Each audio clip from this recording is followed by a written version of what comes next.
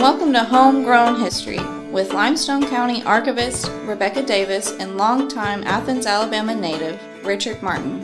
Each episode, Richard and Rebecca bring to life some of the famous and infamous stories etched in Limestone County's rich history.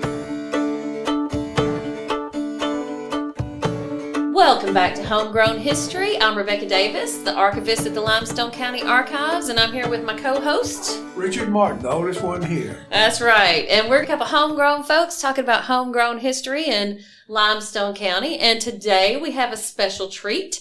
We have some guests back with us here that are going to talk to us a little bit about the history of one of our favorite Limestone County / Giles County / Madison County / Lincoln County communities. And if you don't already know by that description, we're going to talk about Ardmore today, aka Austin.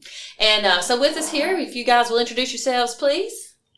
I'm David Walker, not a native, but I've been around for a long, long time. I grew up in Spook Hollow, just north of Ardmore in Giles County, and always been fascinated by history, and Ardmore is definitely a very interesting place to study. That's right. And my name is Ronnie Cornelison. I live on Thatch Road all my life. That's 6 miles south of the burbs of Ardmore.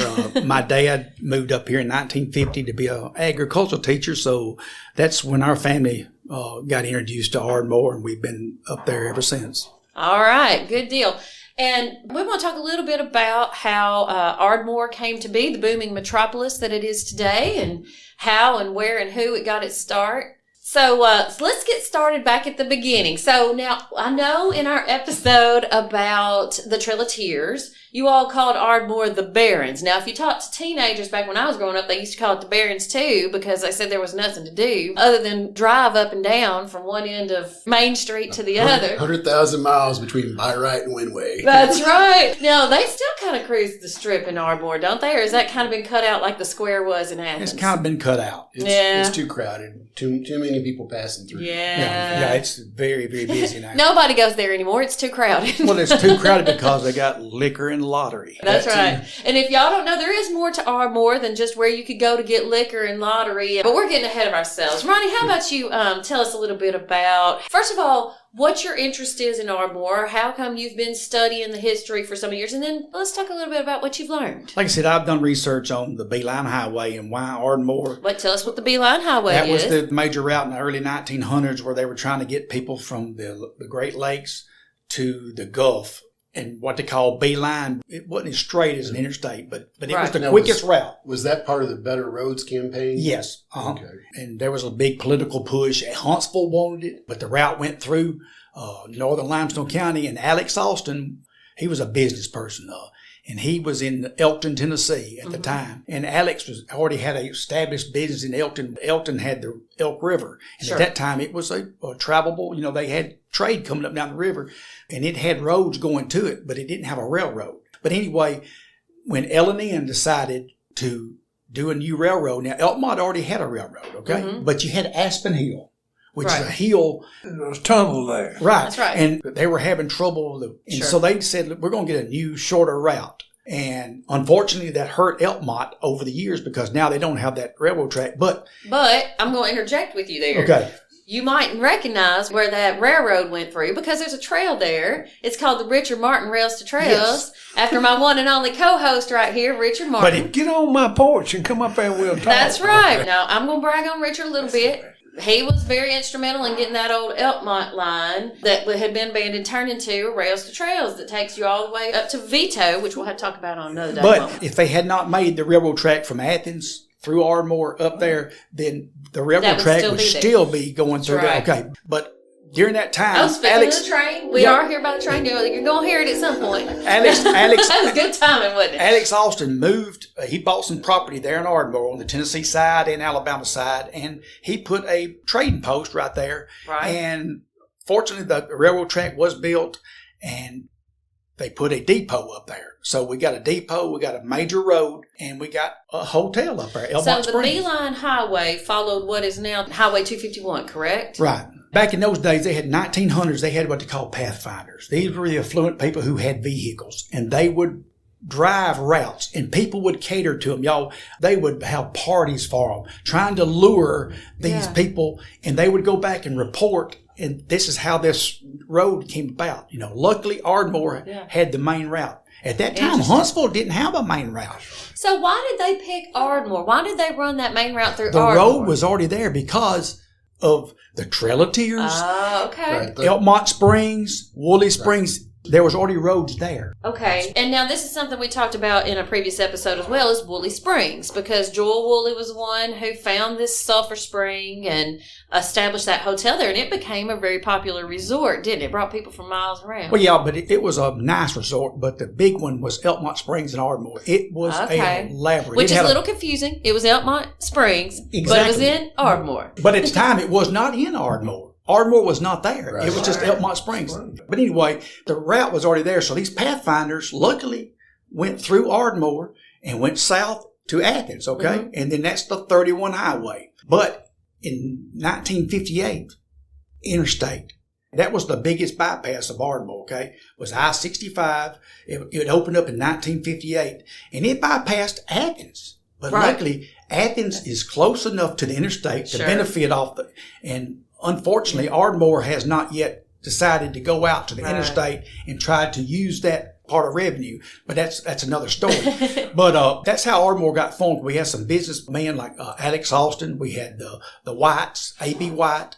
I own an old 1930s building up there. It's a wedding venue now, but that's where a Chevrolet car dealership in 1930 was built. But we had several buildings that was built in the early 1900s that are still up there.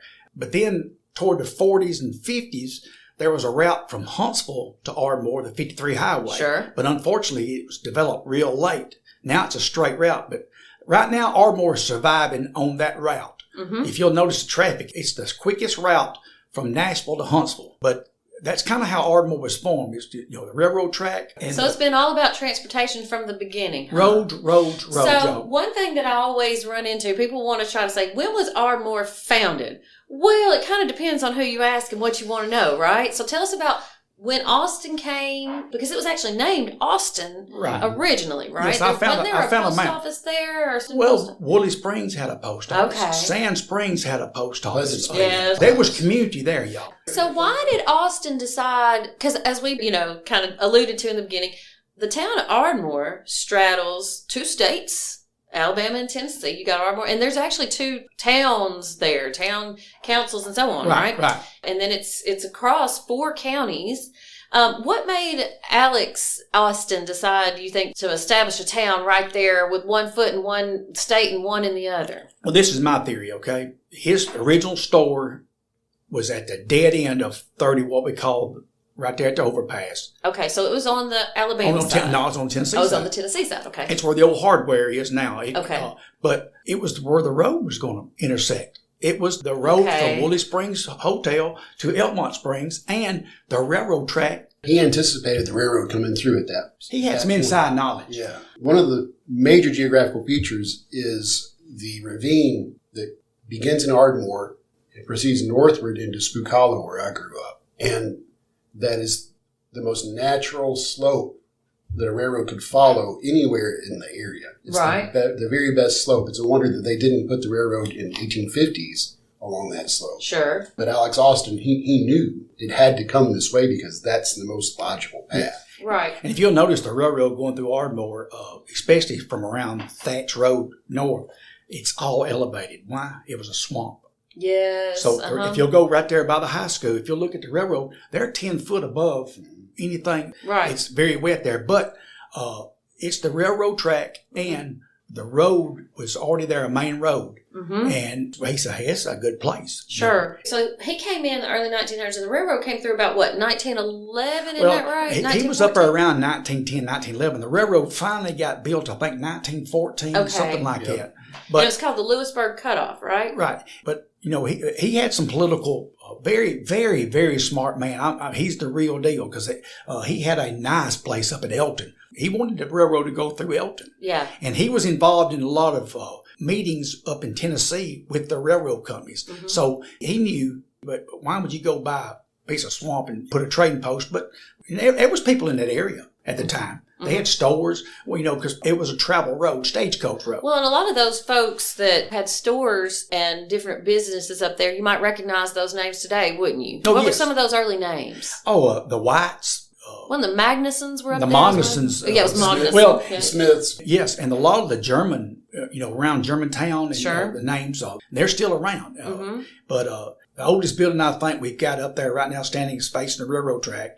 Unfortunately, the depot, it got built in 1915, 1916, something like that. But trade just didn't come, and they finally it closed it down in the 50s and 60s. But the railroad, Which is it's kind of ironic because my understanding is the depot is kind of what ended up causing the town to get a different name, right? I found one map that had Austin. So that's 1914. Yeah. The story, everybody has stories. I've been trying to find facts, but they built a depot and they had a train car sitting there, I think. And I think their railroad must have called it Ardmore and had to do with, you had Ardmore, Oklahoma. You got a big railroad town. I think Ardmore means elevation or highest point or something like that. Okay. There's several names, but somehow or another Ardmore got, and I'm sure Alex Austin would have still liked to have been Austin, but something got overruled and it ended up being Ardmore, okay? And it's Ardmore, Tennessee, Ardmore, Alabama. But And it was incorporated in about, 1922, something like that? I think Alabama got incorporated before Tennessee in a sense, but there's some discussion on it. It don't really matter, I don't guess. I hadn't really found any really major documents, trying to justify all that. Why was the school in Alabama? Well, it's because of affluent people, and unfortunately there was an incident in Ardmore I think it's in 1920s where a man got shot in town because of where the school was located. Tell us about that. Like, what brought that on? There was two brothers who, I've got the newspaper articles and everything, but Badge Witt was the guy's name. He's buried in Gatlin Cemetery, and he died with about 5 slugs in his body. The newspaper report had the Merrill brothers, which is a affluent family up in Tennessee. It was over the location of the school, but it may have been more to it. I don't know. So, because one of them wanted it in Tennessee and one of them wanted it in Alabama? I know one thing. They had a shootout. Badge didn't have a gun, and the two brothers did, but it didn't kill him. He lived with those slugs for a long time. But that happened in Ardmore. But Elmont Springs had a school. But then Ardmore, Alabama, built a school. So, everything has to do with politics. And, of course. And people who's got the pull and the money. And Now, when was the Ardmore School established on the Alabama side? Be the early 20s, wasn't it? Yeah. Okay, so not long after the 15 to town was 1917. established. Right. Okay. That a school need to be there, and Yeah. we had schools at Willow Springs. Oh, sure. We had schools at Oak Grove, which is the Germantown area on Thatch Road. We had Smyrna School was in Spook Hollow. We Yeah. had a school right off the Trail of Tears Yeah. Road School, Oh. RHOADS. Okay. So somebody could be a Rhodes Scholar up there, huh? Right. But back in those days, there was probably 50 to 60 schools. But due to the railroad, due to the depot, due to the main route going through, new buildings were erected, and it was a thriving business. And unfortunately, the bypass. So the 65 bypass is really what kind of dried it up for a little while? I don't think it dried it up. Well, but it kind of changed it. About the time they put the interstate in, they also put in the Herman Nelson Highway, or Highway 53. Yes. Okay. But 53, there just wasn't a whole lot of traffic between Huntsville and Ardmore at that time. Sure. It had been planned to be a 4-lane road to Ardmore, but the folks on the planning commission said, nobody will ever live up there. But yeah. Ardmore's always had a reputation of the beer joints, okay? We used to have... Tell us about that. And I was just telling them earlier... Wait, Richard, y'all didn't see this, but Richard just raised his hand. Yeah, I bet you he might have a story He about this. knows an uncle who went there, right? The only time you went up there is to try to find one of your kinfolk. That's right. But, I lost him at 31 Blue Spot. It's just a good place to go get a beer and have a dance. And here's the thing about it. Prohibition. You always hear about prohibition, okay? It's when the federal government says, you can't drink alcohol. Guess what? The bootleggers got rich and the politicians got rich. And even some of our presidents got rich. Because their families were bootleggers. But in 1930, I think, is when they said prohibition, we're doing away with it. But guess what? Alabama's dry. Tennessee was dry at the time. Kentucky, I found an article in 1930 where there were several trucks on the Kentucky state line waiting at midnight to come into Ardmore, Tennessee, Beer Line Highway. Beer Line Highway. That's fantastic. This is people who run business. We know Alabama's going to be backward again a little bit. It's going to be dry.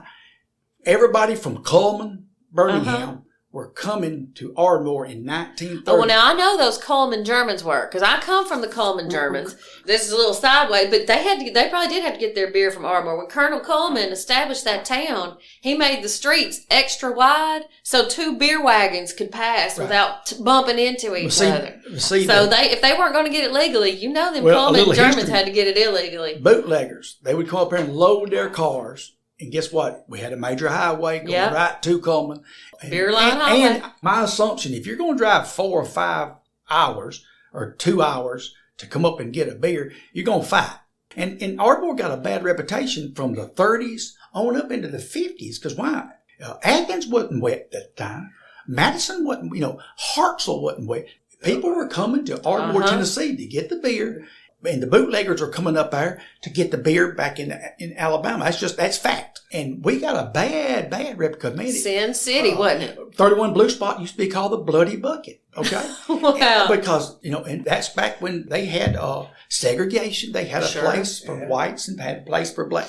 And it was just I remember finding out about, when you talk about segregation, interesting story I never knew about Limestone County until the past couple of years is Ardmore's connection to the Freedom Riders. Are you familiar with that? They have reconstructed a bus.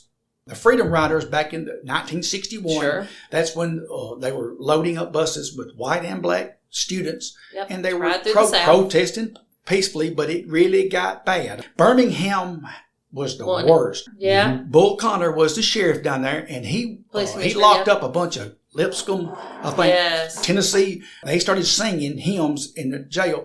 So they said late at night in 1961, he loaded up in cars. It took them 3 or 4 hours to get from Birmingham, dropped them off on Ardmore and told them get back over in Tennessee and don't ever come back. Right. But they end up back in Birmingham. But it's in a history in 1961 where a load of protesters got dumped off in Ardmore. Now, seems like I remember reading something, because the local papers here talked about that too. And at the time, the 2 big papers, the Limestone Democrat and Alabama Courier, were white run and very pro-segregation. But I remember reading something about maybe even just dumped them out in a field up there in Ardmore and told them, find your way back north or something like that. Remember, we had a bus station. Yeah. And we had a train station. But I guess it'd been against the law for him to cross the state line. So that was the furthest point, 31 highway right to the state line. And I found another article where he might have got lost and might have got in Tennessee a little bit. But I guess by law, he was legally dump them off right there, get back over there, okay? And they said, we'll be back. And they end up back in Birmingham. Yeah. They turned right back around and came back south and said, no, we're going to keep on riding. If you've ever been to the Birmingham Civil Rights Institute, they have a bus there that has the bullet holes in it. I don't think it's the actual original, but because in Anniston, it was shot up and bombed and burned, and they're working on a whole series about the Freedom Riders and coming through Alabama. And it's a good thing to go to some documentaries and see the history of the civil rights movement and what they did to these buses and these kids. But turned out to be peaceful protesters, but they put up some things that I don't think I could put up with. Right. But Ardmore, though, has turned out to be a beautiful community. We got a school. Students from Giles County actually go to Ardmore still, don't they? Well, see, here recently they got to pay tuition now, okay? And they thought that was a new thing happening, but I found articles in 1930s where this was an issue, people crossing the lines, but they worked out a deal. If you live on the Tennessee side, and I think now the schools have laxed a whole lot.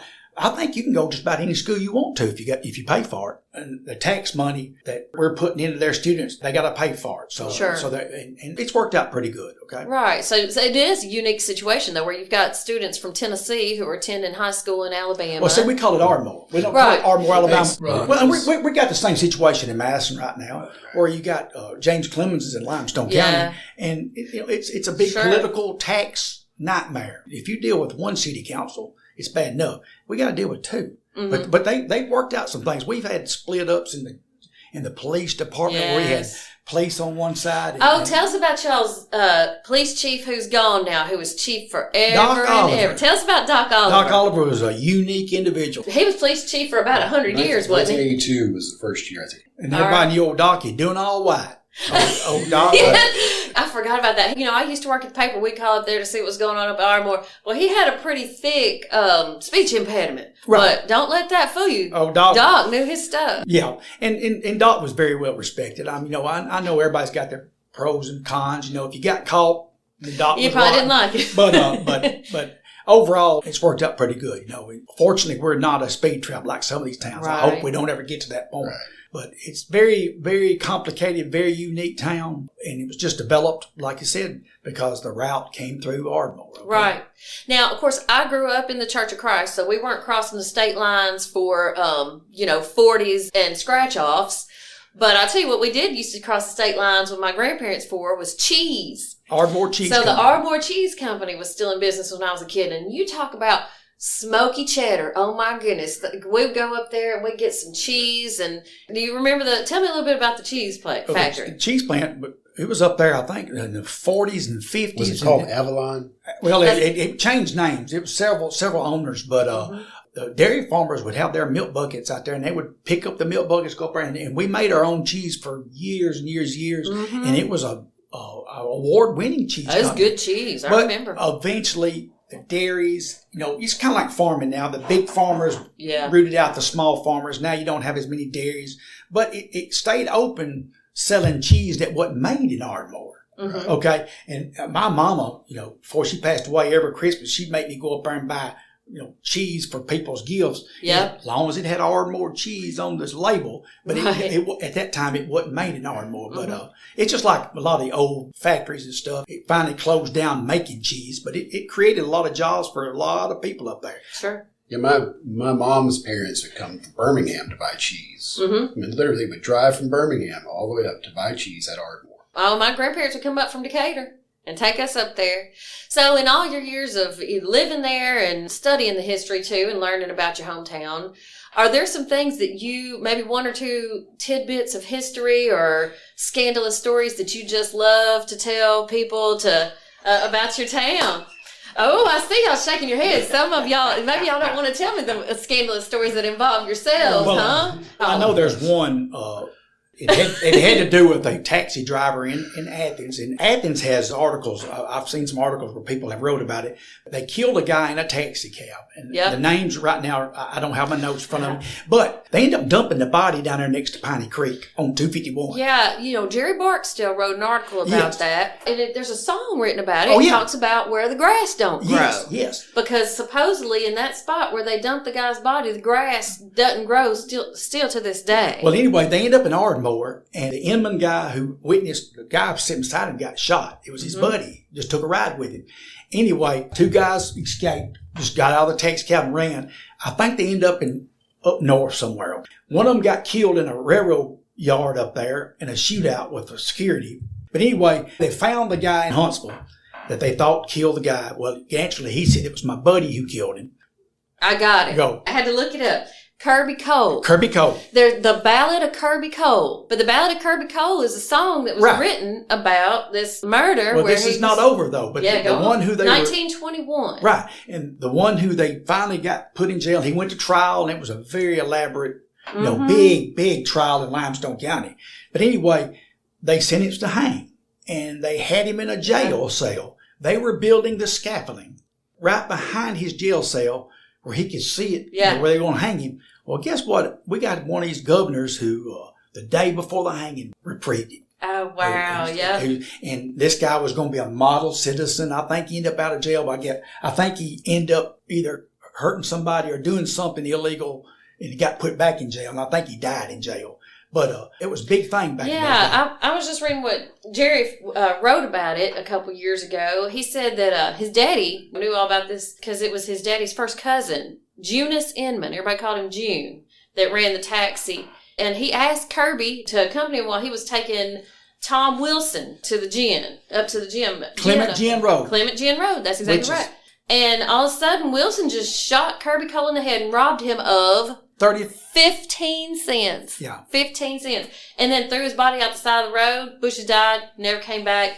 And when they got up there to the gas station, that's when June Inman got up and ran behind the counter. His dad said he was slobbering like a mad dog, scared to death because he had seen his friend. And that was at White Motor. That's why I got involved, because that's the building I bought. They had a gas pump out front. And a bunch of men sitting around playing checkers, and they come in there, and that's part right. of history. That's right. So I know we're going to wrap it on up here in a minute, but one of the things I do want to mention is, for anybody who wants to learn more about Ardmore history, the Ardmore Library has a nice history room and archives. Verlin Collins, who recently retired, she helped establish that, and now Nicole Tucker is up at the Ardmore Archives. And so if you want to learn more, they have a wonderful collection of photos, and Loretta Ekus has written a lot over the years. So there's a whole lot that you can learn. Ardmore is just a really unique town, and it's always has been, hasn't it? Yes. All right. Was there anything else that you kind of want to mention about Ardmore history before we sign off for the day? Well, no, there's, like I said, that's the bad, but there's a lot of good. The interesting thing is, throughout popular culture today, there are little tidbits, things that happened in Ardmore that are celebrated in music. Well, now wait a minute. Didn't Jesse James and the James Brothers stay up in Ardmore? Or was that in Elkmont? Nothing about that. I hear this all the time, that they stay somewhere around. Well, you hear a lot of things. That's why I do a lot of research in newspaper, trying to find fact before but Kirby Cole, the murder was fact. Well, guys, I sure appreciate y'all joining us again and telling us a little bit more about your hometown. We may have to bring y'all back for some more stories one of these days, but I sure appreciate it. And y'all keep staying tuned for Homegrown History, and we'll be back with another story. I'm Rebecca. I'm Richard. Signing off. One cold November evening, when three of us young men, we left the city of Athens, hardbound for Clemens Gin. You've been listening to Homegrown History, presented by the Athens-Limestone County Public Library and the Limestone County Archives in Athens, Alabama. 3 miles from Athens, we murdered Kirby Cole. For more information and to submit questions or suggestions for our history podcast, please visit limestonearchives.com. There we examined Kirby to be sure that he had died. And to hear other recordings from our Library Voices series, check out our website at alcpl.org. You can also listen on Spotify and Apple Podcasts. And there laid his remains. On the 28th day of July, I was condemned to die for the murder of Kirby Cole upon a scaffold high. Come all you reckless boys, wherever you may stroll, and listen to the story that Tommy Wilson's told.